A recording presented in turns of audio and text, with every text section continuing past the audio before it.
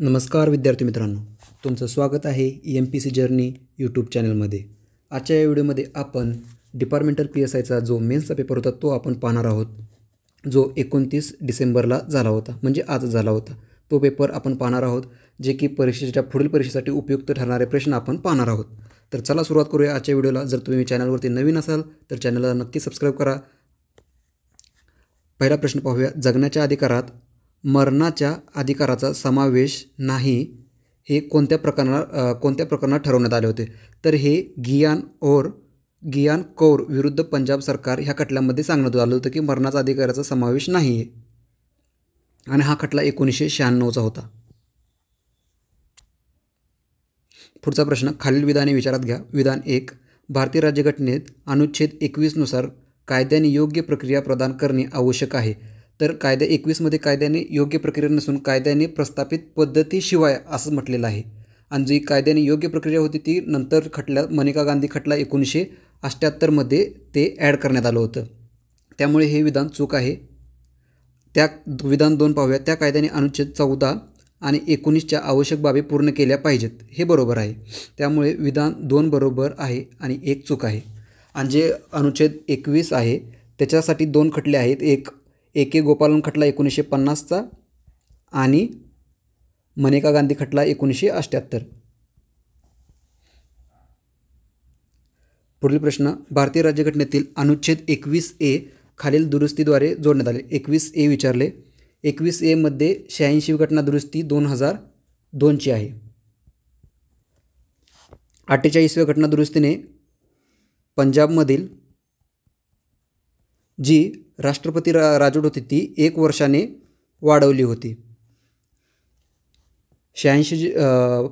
त्याच्यानंतर जी 86 घटना दुरुस्ती होती त्याच्यामध्ये 21A, 45 आणि 51A मधील के ह्यामध्ये बदल झाले होते, ह्या 3 कलमामधील। आणि 84व्या घटना दुरुस्तीमध्ये लोकसभा व विधानसभा यामधील सदस्य संख्या ही 2026 पर्यंत 30 राहणार असं 84व्या घटना दुरुस्तीमध्ये सांगितलं होतं। भारतीय राज्यघटनेच्या कोणत्या कलमानुसार समान न्याय आणि मोफत कायदेशीर मदतीची तरतूद केलेली आहे? तर ती विद्यार्थी मित्रांनो अनुच्छेद 39A मध्ये तरतूद करण्यात आलेली आहे। कलम 38A असं कलम नाही आहे, कलम 35A जे होतं ते रद्द करण्यात आलेलं आहे। जे जम्मू काश्मीरबद्दल विशेष दर्जा दिला होता त्यानंतर तो जेव्हा दर्जा नष्ट झाल्यानंतर ते 5 ऑगस्ट 2019ला त्याचा दर्जा नष्ट करण्यात आलेला आहे। आणि कलम 40 हे ग्रामपंचायतीचे संघटन आहे। खालील परिस्थिती वाचा। अपेक्षाला सन्मानाने जगण्याचा अधिकार आहे। अपेक्षाला वीज पुरवणे हे विद्युत मंडळाचे कर्तव्य आहे, परंतु मंडळाने तिला हेतू परस्पर वीज दिली नाही आणि कर्तव्य पार पाडण्यास नकार दिला।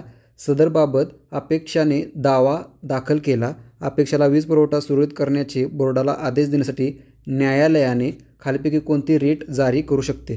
तर ती परमादेश रेट जारी करू शकते। आणि ही जी परमादेश असते ती न्यायालयामार्फत दिला जातो, आणि सार्वजनिक अधिकारी आपले सरकारी कर्तव्य पार पाडण्यास जर अपयशी ठरले तर तेव्हा परमादेश दिला जातो। आणि हा परमादेश हा खाजगी व्यक्तीविरुद्ध किंवा खाजगी संघटनेविरुद्ध काढता येत नाही, आणि जो खाजगी व्यक्तीविरुद्ध काढता येतो तो फक्त बंदी प्रत्यक्षीकरण म्हणजेच हेबिस कॉर्पस काढण्यात येतो। खालीलपैकी कोणत्या प्रकरणात हे स्पष्ट झाले आहे की कलम 300A द्वारे मालमत्तेचा अधिकार हमी दिलेला आहे? हे घटनेचे मूलभूत वैशिष्ट्य नाही, तो फक्त घटनेचा अधिकार आहे। हे जिजूभाई नानभाई खाचर विरुद्ध गुजरात राज्य हा खटला आहे, तो जुलै 20, 1994चा खटला आहे तो। आणि काही वेबसाईटवर जिनूभाई दाखवलेला आहे, पण आयोगाने जिजूभाई दिले। पुढील प्रश्न, विधान 1, भारतीय राज्यघटनेचा अनुच्छेद 243E अंतर्गत पंचायतीचा कार्यकाल इत्यादीबाबत तरतूद केलेली आहे। तर हे वाक्य बरोबर आहे। 243E अंतर्गत पंचायतीचा कार्यकाल दिलेला आहे, आणि शहरीबाबत 243U मध्ये दिलेला आहे। प्रत्येक पंचायतीचा कार्यकाल जोपर्यंत कायद्याअंतर्गत प्रभावाने विसर्जित होत नाही तोपर्यंत त्याच्या पहिल्या बैठकीसाठी नियुक्त केलेल्या तारखेपासून 6 वर्षाचा पेक्षा जास्त असणार नाही, तर 6 वर्षाचा नाही तर तो 5 वर्षापेक्षा जास्त असणार नाही. आणि जर निवडणूक म्हणजे विसर्जित होण्यापूर्वी जर पंचायत विसर्जित झाली तर त्याची निवडणूक 6 महिन्याच्या आत घेणे गरजेचे असते आणि त्याचा जो उर्वरित कालावधीसाठीच त्याची नेमणूक केली जाते त्या पंचायतीची. तर दुसरं वाक्य चुकीचं आहे. पहिलं सत्य, विधान 1 सत्य आणि विधान 2 असत्य. वरील प्रश्नाचे उत्तर सांगितलेत मी. ठीक आहे, पुढे जाऊया.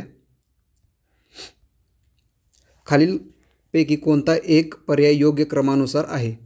तर सार्वभौम, समाजवादी, धर्मनिरपेक्ष, लोकशाही आणि गणराज्य हा क्रम बरोबर आहे. तर त्याच्यामधील समाजवादी, धर्मनिरपेक्ष आणि एकात्मता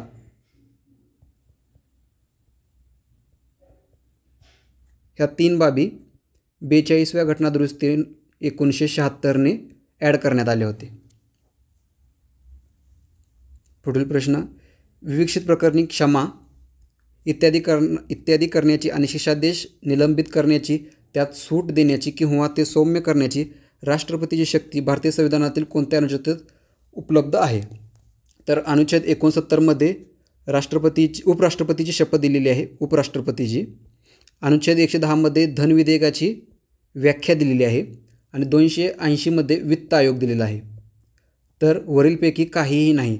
तर क्षमा आणि ह्याच्यामध्ये सूट देण्याचा अधिकार राष्ट्रपतीला 72 कलमांतर्गत देण्यात आलेला आहे आणि जो राज्यपालाला देण्यात आलेला आहे तो 161मध्ये देण्यात आलेला आहे.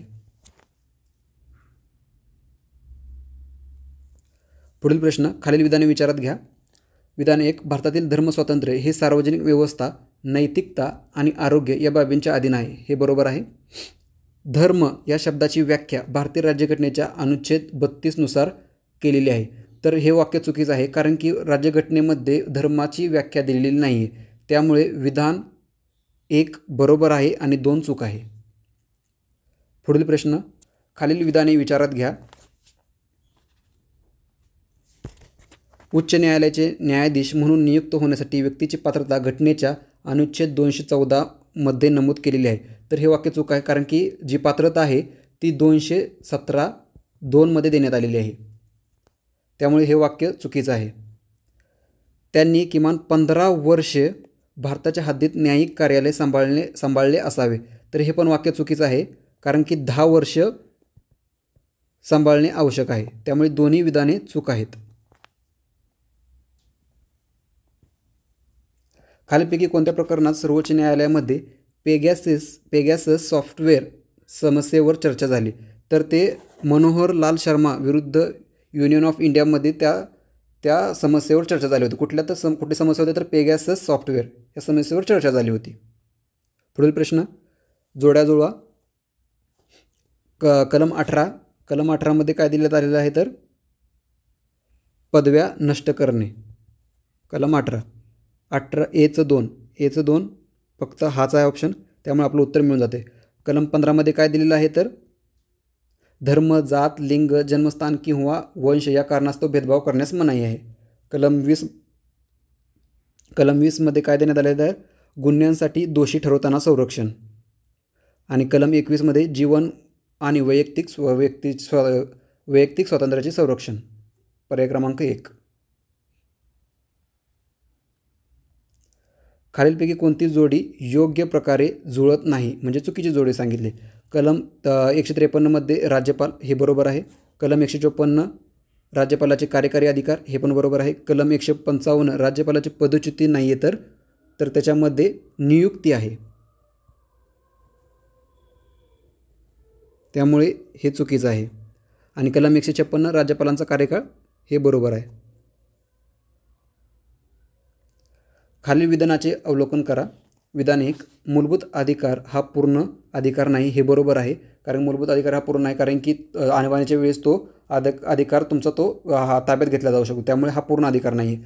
भारतीय राज्यघटनेच्या कलम 409मध्ये अशी तरतूद आहे की जेव्हा राष्ट्रपती आर्थिक आणीबाणीची घोषणा करतील तेव्हा कलम 19 द्वारे हमी दिलेले स्वातंत्र्य आपोआप नाकारले जाईल. तर मुळात आर्थिक आणीबाणी ही कलम 360मध्ये आहे. आणि दुसरी गोष्ट ही की कलम 19 हे फक्त युद्ध आणि परकीय आक्रमण याद्वारे जेव्हा आणीबाणी केली जाते तेव्हाच तुमचे स्वातंत्र्य आपोआप नाकारले जाते. त्यामुळे दुसरा ऑप्शन हा चुकीचा आहे. 1 बरोबर 2 चूक. आता एवढेच पॉलिटीचे प्रश्न हे 15 होते आणि थोडेफार खाली प्रश्न दिलेले आहेत ते आपण पाहूया. राष्ट्रीय मानवी हक्क आयोगाबद्दल हे काही प्रश्न विचारलेले आहेत ते आपण पाहूया. राष्ट्रीय मानवी हक्क आयोगाचे अध्यक्ष आणि सदस्याची नेमणूक हा राष्ट्रपती करतो.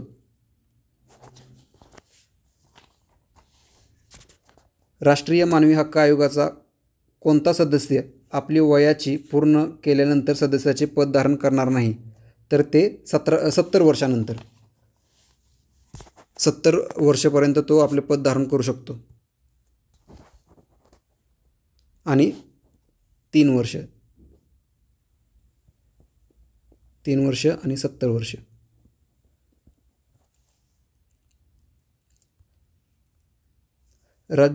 राज्य मानवी हक्क आयोग स्थापन करणारे भारतातील पहिले राज्य विचारलेले ते आहे पश्चिम बंगाल आणि ते झालं होतं 31 जानेवारी 1995ला. आणि जे महाराष्ट्र झालं होतं ते 15 जानेवारी 2000ला. आणि जे सध्याचे राष्ट्रीय मानवी हक्क आयोगाचे अध्यक्ष आहेत ते व्ही रामासुब्रमण्यम आहेत.